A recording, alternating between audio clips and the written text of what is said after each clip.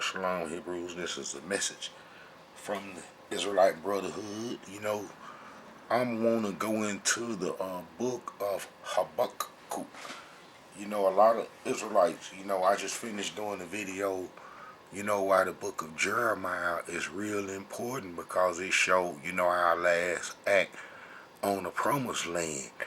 But before then, we was given all kind of warnings, all kind of warnings of what would happen and what was gonna happen and who was gonna come to do it. But now that, our heritage and then fell into the conquerors' hands, that they done kind of like changed the names of the peoples, but, their names is still traceable. And our ancestors were brilliant when they was recording our history. I guess it's by the creator, so it's gonna be right.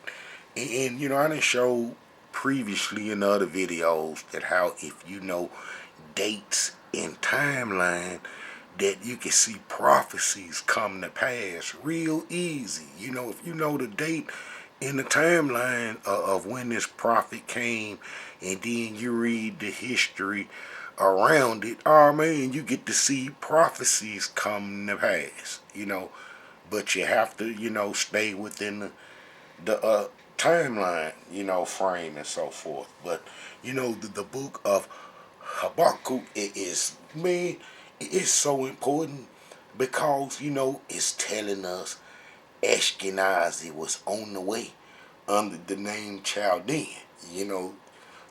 What I'm saying? They ran it under the title Scythian. And the good thing is that ancient historians, they recorded, who Ashkenazi were, and it's like during the Syrian times, man, they call Ashkenazi by his name, the Scythians. They call him Ashkenazi by his name, even though they had a way of pronouncing it in their Assyrian language, but they call Ashkenazi Ashkenazi, and man, them the in Sika, the Persians call them Sika, but this is what the Assyrians call Ashkenazi.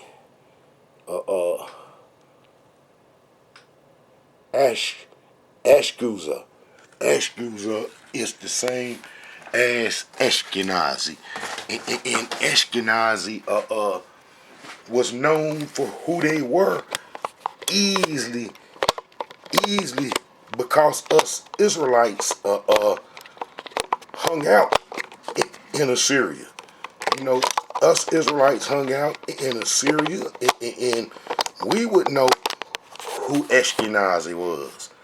We would know who Ashkenazi was. So, the Assyrians would know who Ashkenazi was because the prophet Jonah went there during the time that Ashkenazi was there.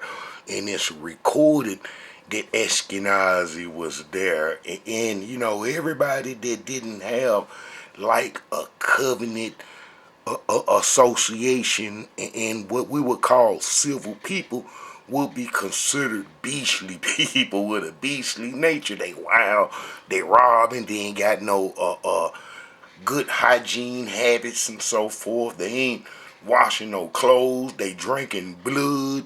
Men, they cutting heads off and they riding around with the dead and all kind of stuff. You know what I'm saying? And they would be called beasts, beastly, beast folks. You know what I'm saying? And especially, man, if they didn't have no hygiene parts, up the parts like we had in tour history. The cleaning rituals, how if you come across something dead, man, you had to go take a bath, man. You couldn't come around folks, man. If you run across someone clean, man, it made you unclean and you had to get away from folks. And we had all kind of good hygiene practices. Well, a lot of the nations didn't have that. And man, they was riding around on animals. They had animal skins on.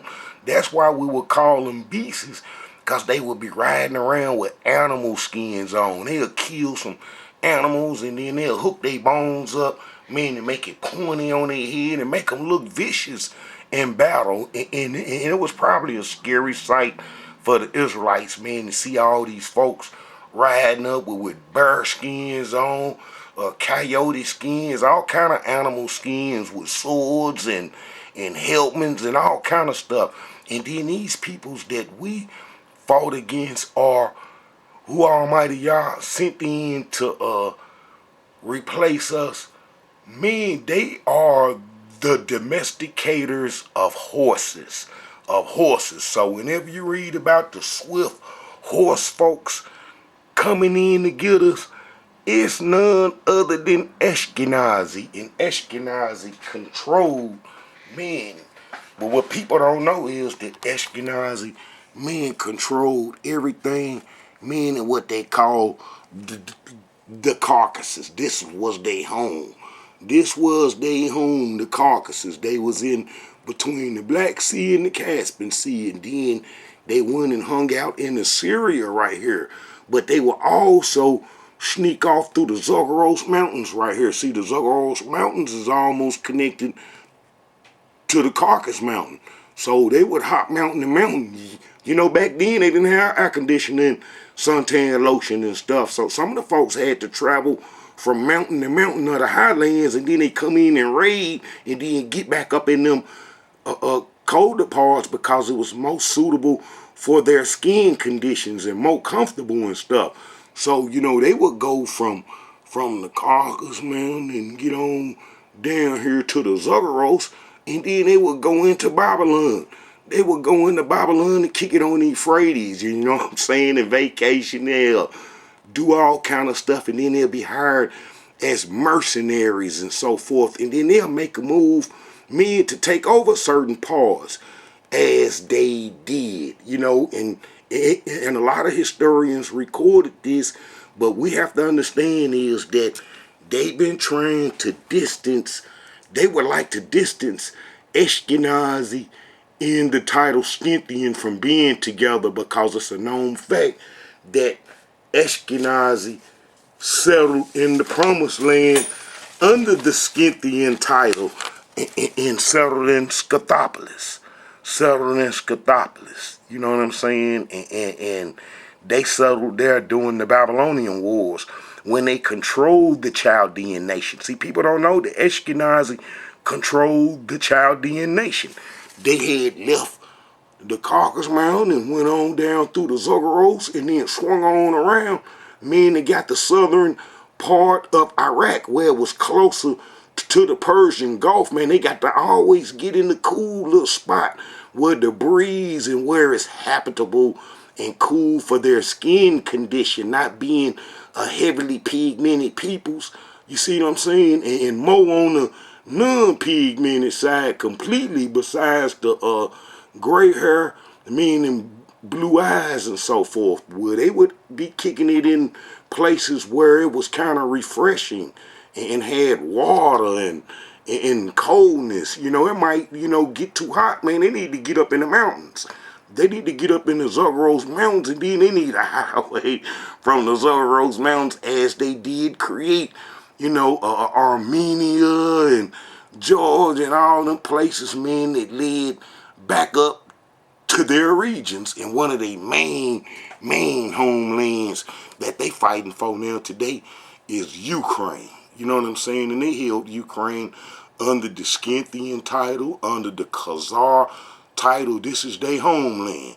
This is their homeland too, as well as Germany. All this is ancient Scythian homeland in Ashkenazi childrens and brothers and uncles and so forth. But Ashkenazi lived right here, and then he would go down into Assyria, man. And I'm gonna read some of this ancient history, and then, you know, you Israelites should understand that they were the ones in Nineveh when Prophet Jonah went there, when the beastly had to put on sackcloth and cry out to the Creator too. See, so they could have been exposed to Yah service and Yah worship then when Prophet Jonah went to Nineveh in 760 BCE. But look here. All right. Look, you see. All right. That's Tigris Pompeius. Tigris Togus Pompeius. The Scythians possessed the land of Chaldea, Mesopotamia for 1,500 years before any other nation. And they are the oldest people of the earth, because Ashkenazi, and varying even the Egyptians in ancestry. And it makes sense because Ashkenazi, man, if you look at Genesis history, Ashkenazi gonna be older than the Egyptians, who is really Mesrim. So, Ashkenazi ancestry would be older than theirs. The Egyptians. Let's look at this here. All right, so we see here. All right, Mahadi and Magog. These is Japhet's descendants. This is Genesis 10. All right, and then they go down to Japhet, Gomer, Magog, Mahadi, Javan, Tubal, Mashich, and Tyrus, and the sons of Gomer, Ashkenazi. See, Gomer gonna be Ashkenazi firstborn. Gomer gonna be Japhet firstborn, and Ashkenazi gonna be Gomer's firstborn. So now look here. When you get to the to the Canaanites, so we know that Japhet is listing way before Mesrim right here. Mesrim, and Mesrim would be of of Cain and Cush and Ham's descendants and so forth. And then you see Nineveh, Usher built Nineveh. That's gonna be off the Hamite stock. You see what I'm saying? But we know that Japhet gonna probably be older. And Gomer gonna be a little older, man, as well as Ashkenazi may be a little older than Mesrim, who was Egypt. You see what I'm saying? So, the ancient historians knew their business in recording history. Is just that they'll try to come along and distort history today because it don't line up with the lie that they trying to create. And the majority of the time they trying to create false history to distort Israelite history. That's the whole thing, is to create false history to distort Israelite history. All right, so we see right here, man, it says that the Scythians controlled, the Scythians possessed the land of Chaldea, Mesopotamia for 1,500 years, before anybody. So whenever you see the Chaldeans coming, all right, the Chaldeans may be a mixed stock of Armenians and so forth, but Ashkenazi had control of them. Ashkenazi controlled the whole Asia at one time. They was the most violentest folks in Asia at one time.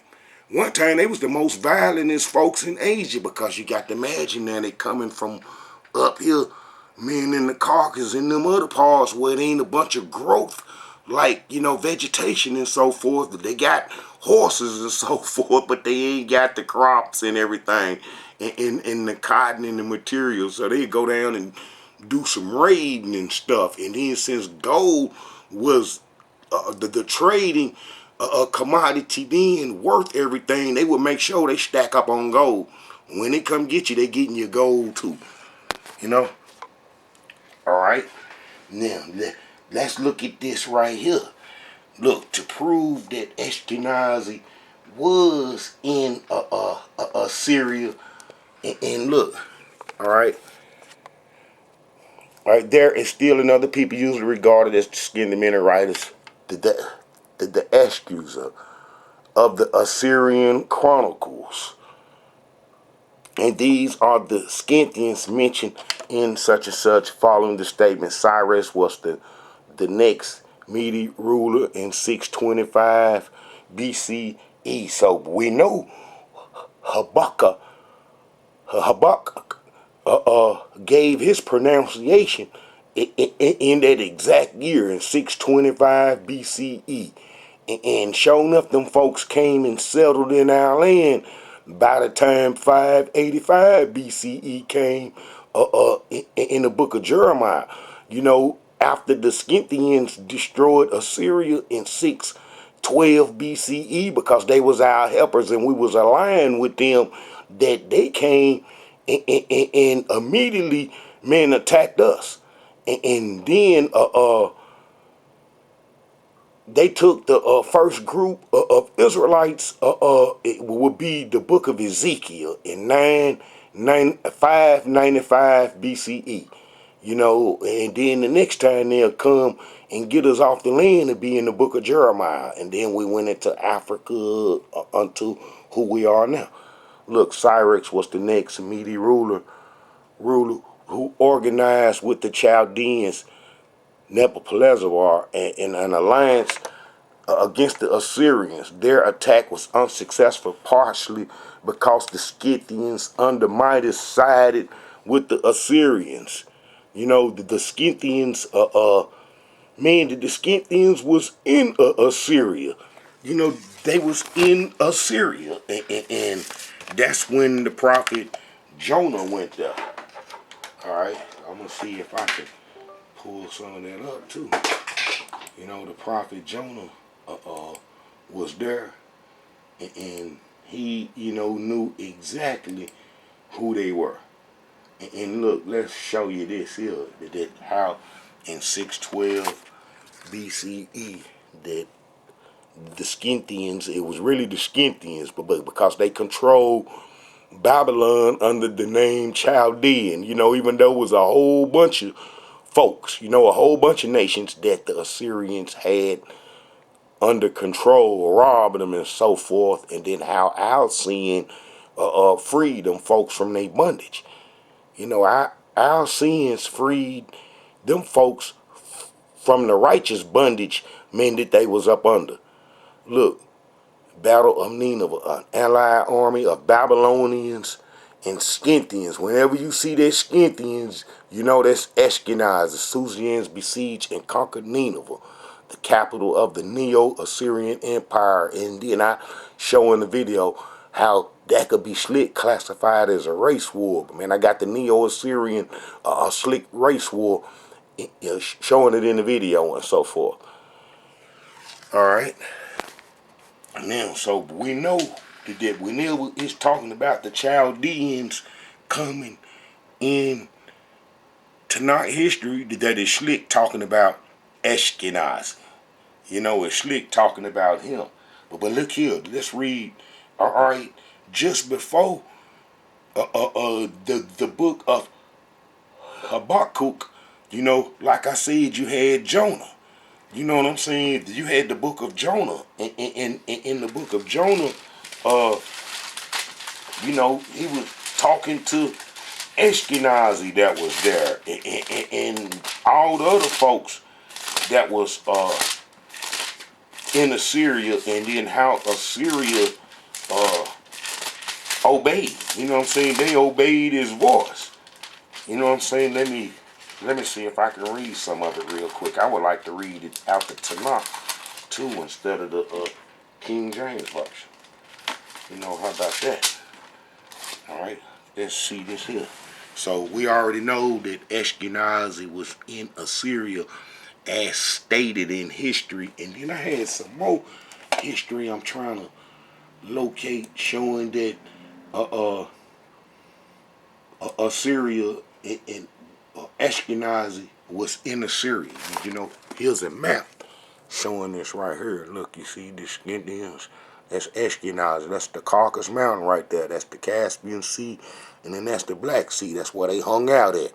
I mean, they wasn't going to miss a breeze. You know, they wasn't pigmented So they gonna stay in a cool spot up there in the Caucasus in the mountains, and then where's the breeze coming off both sides, and then they'll come down in Assyria and hang out and get some education, eat, and go rob with the Assyrians, and go rob with them. You see what I'm saying? They'll go rob with them, and then, like I say, they'll go to the Zogorus Mountains to look and see how the Zogorus Mountains is almost connected to the Caucasus Mountain, and then they'll go down into Babylon, you know what I'm saying, to get Babylon education. And look, Chaldea, that's where, look, you see that, the Chaldeans, that's what Ashkenazi coming out the mountains took it over. And then they would take over Babylon, you know what I'm saying, control it for a brief time. And during that brief time, they were sent to our land to get us. Now these folks is the horse riders, you know what I'm saying? They the one invented breaking the horse. You know what I'm saying? They invented breaking the horse. Look, they invented breaking the horse. You know, they are the horse rider, the horse masters. And then they would take those horses and breed them, and then through their relatives, the Hittites, and other nations, they would trade them horses. Through the Hittites, they would trade them horses to the Egyptians and so forth. You know, through the to the Egyptians, and that they was the horse masters and so forth, and that they the breaking horses. Don't you know? When the Caucasians came to the West and came to the Americas, and then they brung the horses and so forth, that was they descendants. That's Ashkenazi and them folks. Now, they wasn't practicing our culture and what they call Judaism, because it was a lot of tribes of Japhet up in the north up here and so forth. And a whole bunch of men, they horse riders. Man, they know how to get down, men on that horse. And whenever you read about coming swift with the horse, and the horsemen coming to get you to cause havoc in Tanakh history, that's who it's talking about. That's who it's talking about. All right, but let's read in Jonah, but because they was up in Assyria. And Jonah went there, man, because Israelites kicking there. That's how we gonna know who Ashkenazi is, and he gonna be able to be recorded in history. He gonna be able to be recorded in history as Ashkenazi, you know what I'm saying, from the Assyrian Chronicles, because we knew who they were, because they was in Assyria. And they was in Assyria when Prophet Jonah got there. Look. All right, the word of the Elohim came to Jonah, son of man. You know, I done read it, how he done told to go, and then he got on that ship and was going to Tarshish, and the ship started acting up with the waves and stuff, and the folks told everybody to pray to their gods what's going on, and then everybody focused on Jonah. And then Jonah said, hey, man, I'm running from the service of Almighty Yah, because he didn't want to go men to Nineveh and tell them to get right, because he knew Ashkenazi was up there, you know, and Ashkenazi wasn't no joke back then, you know what I'm saying? So he didn't want to go dealing with them and stuff, and he'd have just rather that they just got destroyed and let that just be that on that. And so he eventually went, man, to Nineveh, you know what I'm saying? And let me get, man, to that part. All right. So, you know, we know the fishing and got him, and all right. The word of the Elohim came to Jonah. This is 3. The second time, go at once to Nineveh, that great city, and proclaim to it what I tell you. Jonah went at once, meant to Nineveh. I know he did according to what the Elohim's commandment. And Nineveh was an enormously large city, a 3 days walk across. Jonah started out and made his way into the city, the distance of 1 day's walk, and proclaimed 40 days more, and Nineveh shall be overthrown. The people of Nineveh believed Yah, look, because them Israelites hanging out there. Them Israelites hanging out.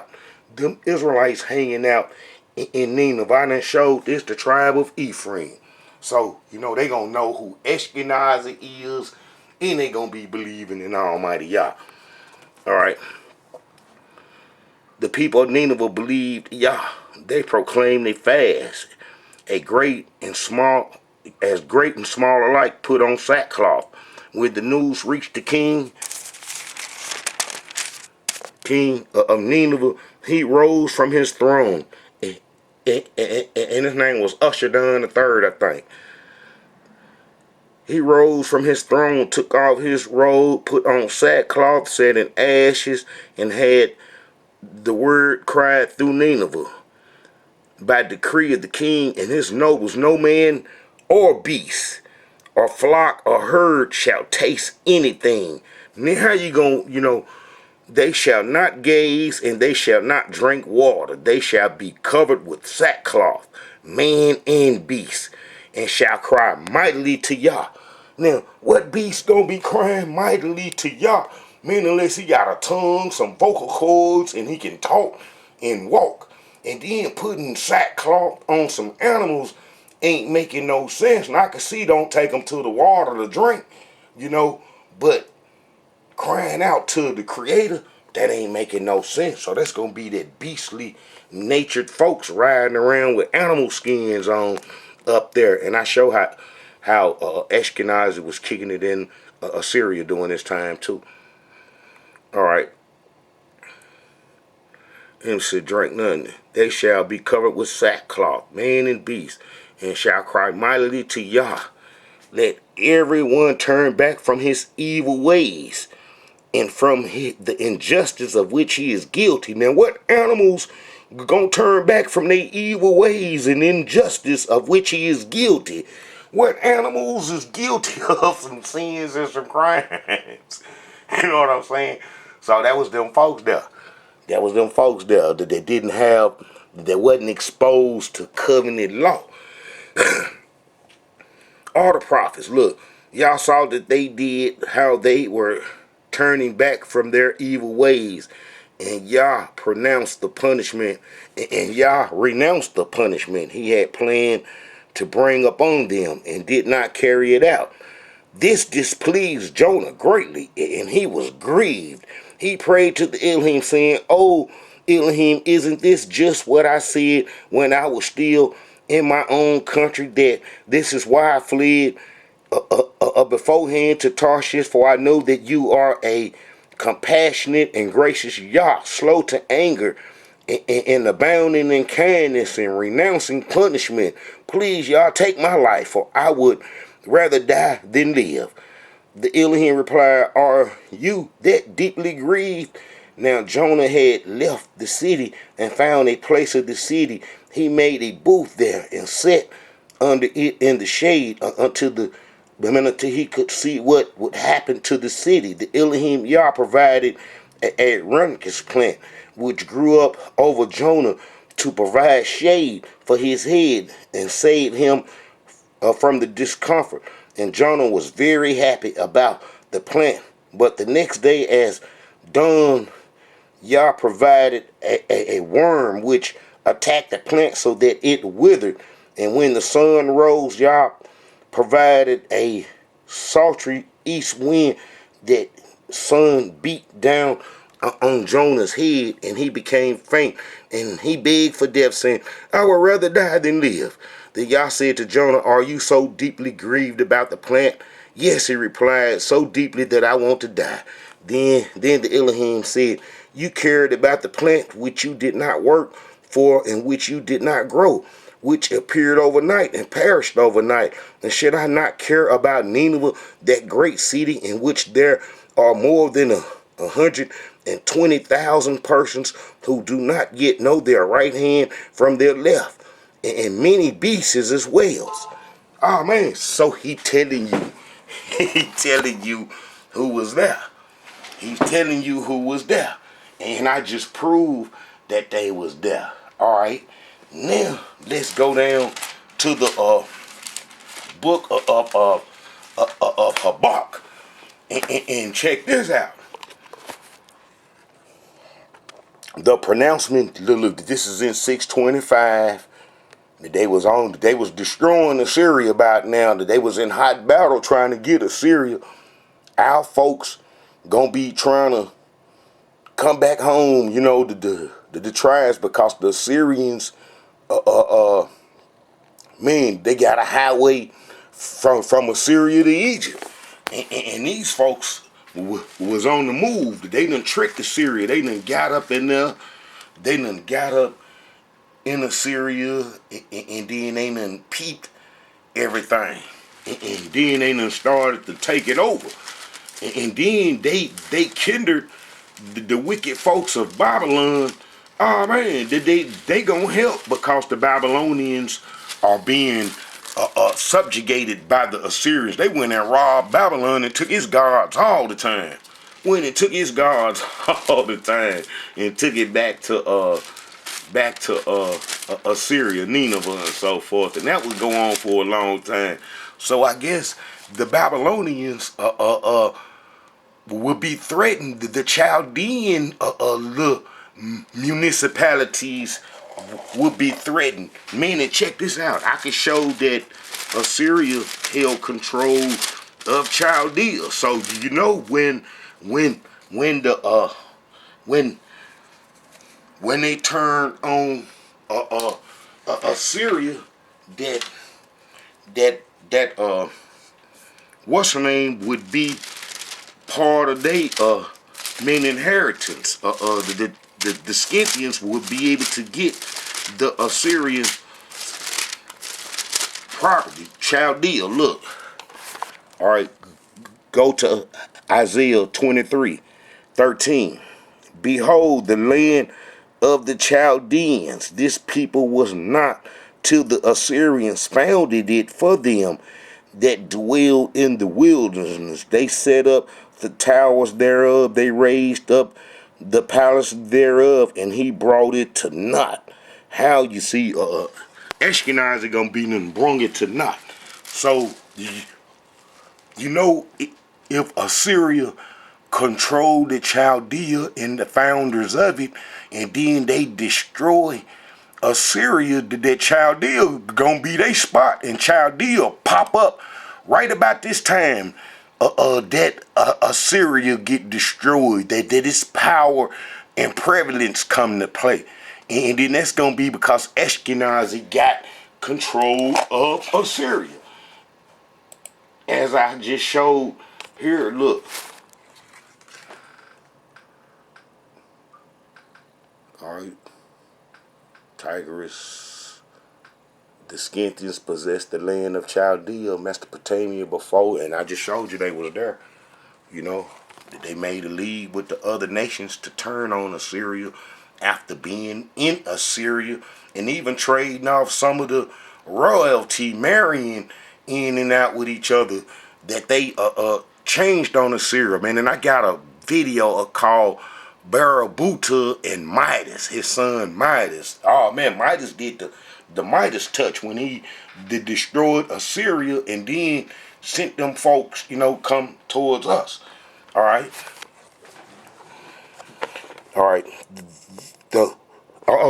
Let me show this about Assyria too. Trying to get off into the promised land, trying to duck their destruction. All right. This is Isaiah 19:23. In that day shall there be a highway out of Egypt to Assyria. The Assyrians shall come into Egypt, the Egyptians into Assyria, and the Egyptians shall serve with the Assyrians. In that day shall Israel be the third with Egypt, and with Assyria even a blessing in the midst of the land. And look, whom the Elohim of hosts shall bless, saying, blessed be Egypt, my people, and Assyria, the work of my hand, and Israel, mine inheritance. I just showed you in Jonah how the king believed in Almighty Yah, and even made the Scythians, Ashkenazi, put a sackcloth on. You know what I'm saying? And couldn't drink no water, and had to praise Almighty Yah. So Ashkenazi could have been exposed. More than likely, he was exposed to the Israelite culture when he was in Assyria, And Ashkenazi the third made them put on sackcloth, and then they didn't get destroyed. So they gonna be done seeing that prophet coming in and say all this stuff, and that's gonna trip them out. That's probably gonna trip them out. You know, they see that prophet coming at his one man, fall up in the town. He ain't hardly got nothing on. He ain't got no weapons or nothing. And then he telling them, y'all gonna destroy them, and they got 40 days to get right. And then how they turn around and do it real fast. I know that power amazed them, and they would want to come get a closer look. They would want to go get a closer look. Look. The pronouncement made by Habakkuk. How long, O Elohim, shall I cry and you not listen? Shall I shout out to you violence and you not save? Why do you make me see iniquity? Why do you look upon wrong? Raiding and violence are before me. Raiding and violence was before him. Who other than them folks, you know what I'm saying? And then we was out robbing too with the Assyrians. You know what I'm saying? They gonna be familiar with us too. Ashkenazi, look. Raiding and violence are before me. Strife, contentions, and contention goes on. This is why decision fails and justice never emerges, because people out robbing the poor being victimized everywhere, because that's all they was a gang of robbers then, and the only way to have tranquility and peace was to fall up under Yah's law. As you see that we supposed to have peace and tranquility in the promised land if we got rid of the false gods and so forth, and that was supposed to be an example to the world. Look, this is why decision fails and justice never emerges, for the villains hedge in the just man. Therefore, judgment emerges deformed, and that would make sense that if the Israelites is hanging out in Assyria with them robbers and thieves, knowing that they supposed to be righteous and be setting an example for the other Israelites at home, that mean that the other Israelites gon' follow where the wealth go. They gonna follow where the wealth go. They gonna follow where the wealth go in the good times and so forth. And then that's what happened. Look at this. Ephraim feedeth on wind and followed after the east wind. He daily increases lies and delusion, and they do make a covenant with the Assyrians, and all that's carried into Egypt. So they having a good time. They having a good time. They having a good time. All right. So, judgment ain't going to be able to be reached because ain't nobody doing Yah worship. It took Jonah to pull up there and tell him to stop the robbing and stealing and men to get right and at least try to worship Yah. That's why Assyrians, the ancient Assyrians believed in the Almighty Yah, man, until they had a leadership change and then they got greedy with material wealth after victimizing us. All right. Fuck nothing. Look among the nations. All right. For the villain hedges in the just man, therefore judgment emerge deformed. Look among the nations, observe well, and be utterly astounded. For a work is being wrought in your days, which you would not believe if it were told. For lo, I am rising up the Chaldeans, that furious, imperious nation who cross the earth's wide spaces, because they on them horses, to seize homes not their own. They are terrible, dreadful. They make their own laws and rules. Their horses are swifter than leopards, fleeter than wolves of the steepies. Their steady gallop, their steeds come flying from afar. See, that's them. That's them. And then when they came with the Babylonians, the Chaldean army was Ashkenazi, the Scythians. And you see how they burnt the land up and chased us up out of there because we was on Egyptian religion. And then they were settled in our land. They were settled in our land in what's called Scythians. And then look here in the Jewish sources. Even in the Jewish sources, this is the Jewish library. You know what I'm saying? This is their library. Man, they've been trying to change a whole lot of stuff. Man, since I've been showing all this history, man, they've been trying to put the change to the history. And I recognize it. Like Ashkenazi and Scythian name is not being associated hardly, man, together. You know, all it takes is the click of a button and they could change every history in the computer. That's why it's important for you Israelites to get this understanding of how this history went so we could pass it on. See, we're doing our own history now. Look, we're doing our own Israelite history free of the myths that was created about our heritage that the other peoples created that we abandoned our heritage to. Look, during the Hellenistic Roman Byzantine periods, Bethshan became known. No, it was known before then as the city of the Scythians. Probably mercenaries and veterans settled there. You know, they ain't gonna tell you that they settled there during the Babylonian Wars. And that's where Ashkenazi settled and had control of what's called the Discopolis cities. So they got control and got our land, the Chaldeans, as this verse was speaking about them simultaneously. Look, for load, all right.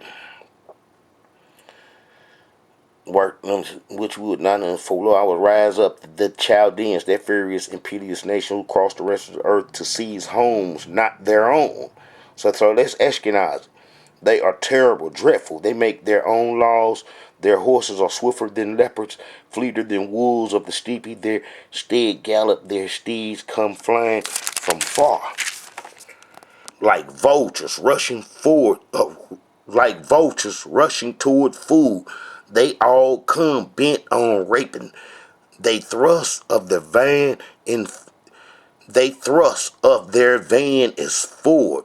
They amass captives like sand. Kings they hold in derision, and princes are a joke to them. They laugh at every fortress. They pile up earth and capture it. Then they pass on like the wind. They transgress and incur guilt, for they ascribe their might to their god. They horse gods and so forth back then, and they would sacrifice. They would sacrifice.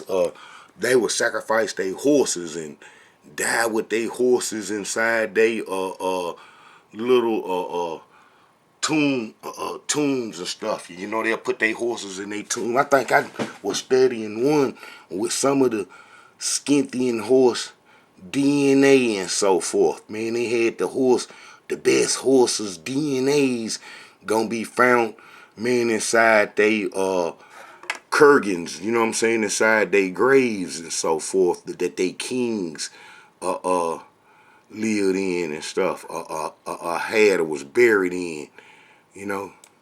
Man, they leaders was buried inside them them Kagans, and then they would put the best horses breed up in there with him, I guess, to take him on to the hereafter and so forth.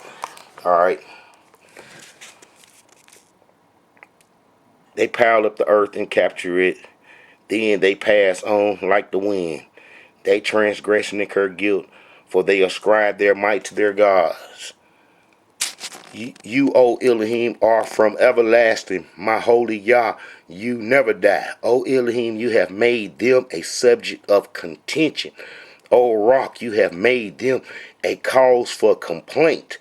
You whose eyes are too pure to look upon evil, who cannot contentance wrongdoing, why do you contentance treachery and stand by idle, while the one in the wrong devours the one in the right? You have made mankind like the fish of the sea, like creeping things that have no ruler. He has fished them all up with the line, pulled them up in his trawl, and gathered them in his net. That it is why he rejoiced and is glad. That is why he sacrificed to his trawl and make offerings to his net.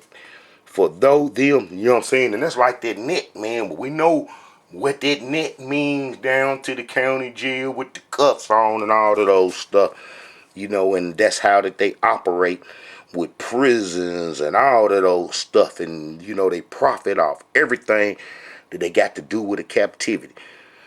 Look, for through them his portion is rich, and his nourishment fat. Him taking folks in the custody and jailing them and having that type of system, that they the founders of that system and so forth. Let me see, shall he then keep emptying his trawler and slaying nations without pity? You know what I'm saying? And that's what they've been doing too. Everybody that ain't using that currency, man, it's been a pure slaughter.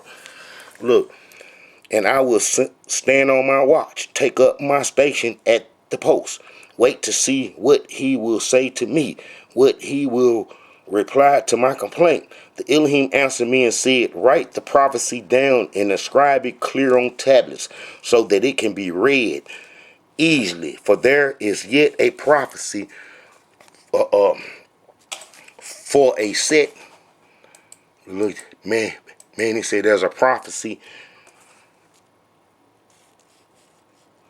Let me see, there is a prophecy for a set term, a truthful witness for a time that will come.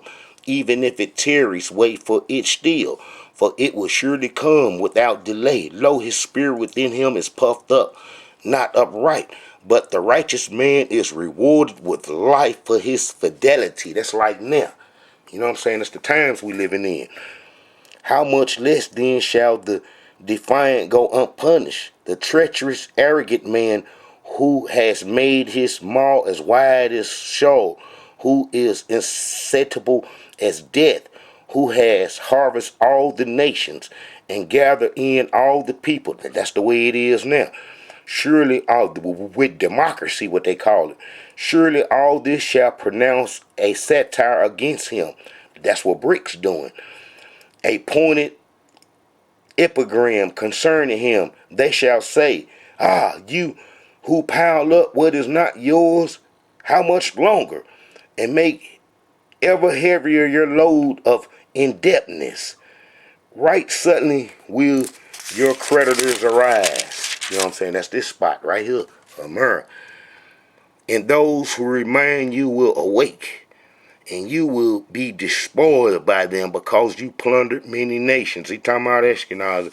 All surviving people shall plunder you for crimes against men and against lands, for wrongs against lands, against cities and all the inhabitants, all you who have acquired gains to the detriment of your own house, who have destroyed many people in order to set your nest on high, to escape disaster. You have plotted shame for your own house and guilt for yourself. For a stone shall cry out from the wall, and a rafter shall answer it from the woodwork. And you who have built a town with crime and established a city with infamy, so that people have had to toil for the fire. That's like now, man, it's rough trying to live anywhere. Israelites struggling to keeping a roof over their head, especially in California and all them places and so forth, and they made it like that. So the people have had to toil for the fire, and nations to weary themselves for naught, for that paper money that ain't backed by nothing. Behold, it is from the Elohim of hosts, for the earth shall be filled with wave for the glory of the Elohim, as water cover the sea.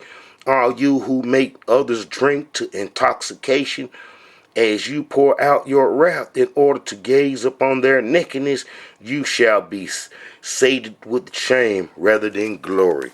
Drink in your turn and stagger. The cup in the right hand of Elohim shall come around to you in disgrace to your glory.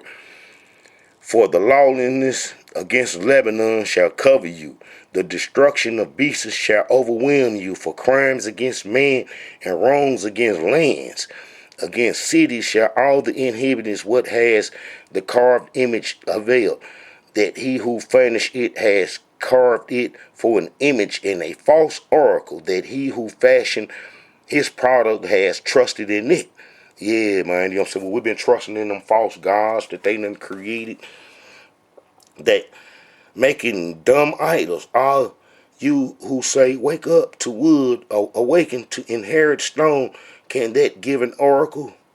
Why is it encased in gold and silver?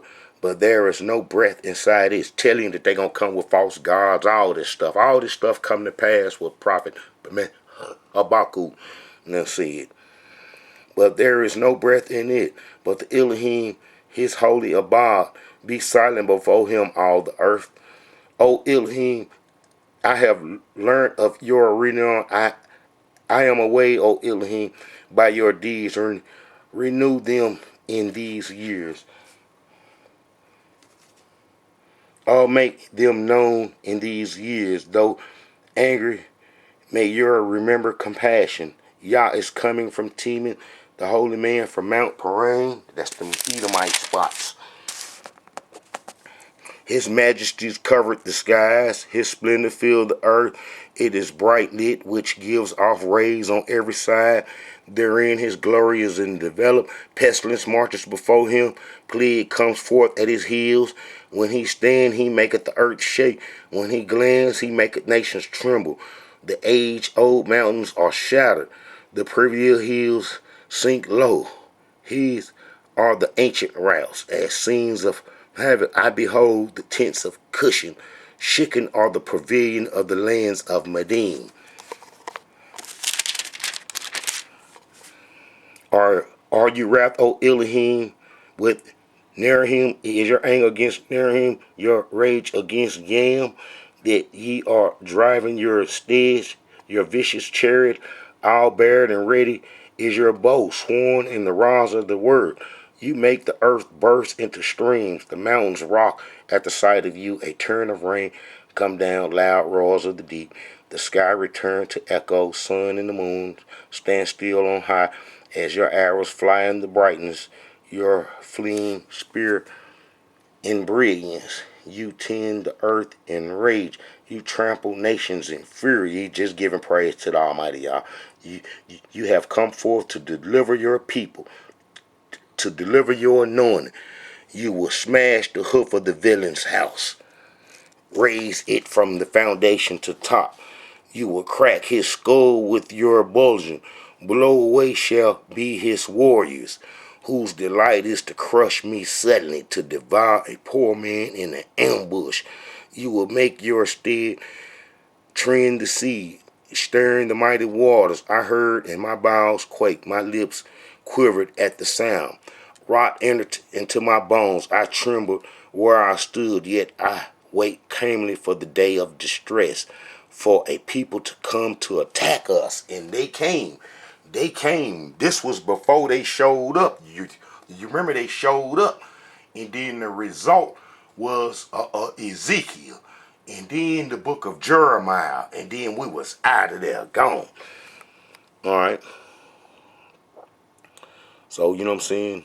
For a people to come to attack us, though the fig tree does not bud, no yield is on the vine, though the olive crop has failed, the land was doing bad, and the fields produce no grain, though sheep have vanished from the fold, and no cattle are in the pen, yet will I rejoice in the Elohim, exalt the Yah who delivers me. My Elohim is my strength. Remember that the Syrians then came, man, a little bit before then, and robbed and then took some stuff, you know, in 722 BCE. So, man, we was having it rough. You know, we was having it rough. The northern kingdom was having it rough because they wasn't all the way on Yah worship. They wasn't all the way on Yah worship. And then that's going to cause us to have a hard time. And then another thing you can see around about that time, you can read Amos. Man, if you read Amos, you will be reading, man, about the things that's happening around, man, the time of Jonah and them and so forth, which, you know, would lead, you know, to our captivity, man, and us getting, you know, tore up. You know what I'm saying? That's like I was just reading this right here, man, about Amos. This is Amos. The words of Amos, who was among the herdmen of Tekoa, which he saw concerning Israel in the days of Uzziah, king of Judah, in the days of Jeroboam, the son of Joash, king of Israel, 2 years before the earthquake. On the earth, the Elohim will roar from Zion and utter his voice from Jerusalem, and the inhabitants of the shepherds shall moan. All right, but as you read, many get to talking about Syria and so forth, and what they was doing, and the Edomites. Look, I will break also the bar of Damascus, and cut off the inhabitants from the plain of Ava, and him that holdeth the scepter from the house of Eden, and the people of Syria shall go into captivity. This said the Elohim. So, you know what I'm saying? For 3 transgression of Gaza, and for 4 I will not turn away the punishment thereof, because they carried away the captives, the whole captivity, to deliver them up to Edom. Man, a whole lot was going on, because the Israelites in the northern kingdom wasn't worshiping Yah, wasn't worshiping Almighty Yah. And even though King Josiah come in and cleaned it up and put us on Yah worship, it didn't last long, because the Egyptians and the Assyrians would, want him, gone. And then after he perished, then, you get the book of Ezekiel, and then you get the book of Jeremiah. It'll be our last act for the 99%. But before then, we got a warning of who would come see us, and who would come visit us. And sure enough, man, Habakkuk was telling you the way that it was be in these days and times. His prophecies are right on time. The creditors are involved. They done took nations over. They done forced you to worship false gods. All this. And they done secured our land and so forth. All right, Israelites, I pray that this information was a little informative. I'm going to go into another book. I just was reading about the book of Habakkuk, and I know that the Chaldeans were none other than Ashkenazi, because he controlled the Chaldean nation. And they don't want you to know this, because the Chaldeans attacked the promised land. So they don't want Ashkenazi name to be associated with the Chaldeans. But if you go back in ancient sources, you'll see that connection easily. All right, Israelites, this is a message from the Israelite Brotherhood. I pray that everybody, man, is doing well. And we're going to keep this information rolling. And then what it be the blessing and the goodness is if other Israelites tell other Israelites, hey, go look at this site and just look through the videos and listen to the brother, and then just try to feel where he coming from, because I got a lot of research hours, and I've been doing this a long time. I pray one day that I get in a spot, and then you Israelites can come sit and visit, and we all become a family, because we got to get it together, and we got to have truth when we get it together, so we can have a strong foundation. Yah's the foundation, but and then if Yah's the foundation, you automatically know truth is going to be associated with it, and Yah is this foundation. All right, Israelites, I pray that everybody is doing well, and like I say, a lot of the Tanakh history, that if you understand dates and timeline, and when you read history, you can see different things that they've been hiding. That's like they don't want you to know that Ashkenazi controlled the Chaldeans, or that Ashkenazi was recognized as who he were in Assyria times. But it makes sense that Ashkenazi would be recognized as who he were, being that we were descendants of Shem, and we would know Noah's other sons' children, because they didn't have TVs and radios back then to distort the memory and so forth, and how people, when they passed on oral tradition, man, it usually stayed correct and so forth. But we wrote ours down to solidify that oral tradition, and we show, who these nations and people were, and our prophets knew. And sometimes they would say it in code, because our heritage fell into our captor's hand. And if you just saying outright, this is them, that they gonna distort that and change that, because they don't want to be seen as the aggressors towards y'all children. All right, shalom, Israelites.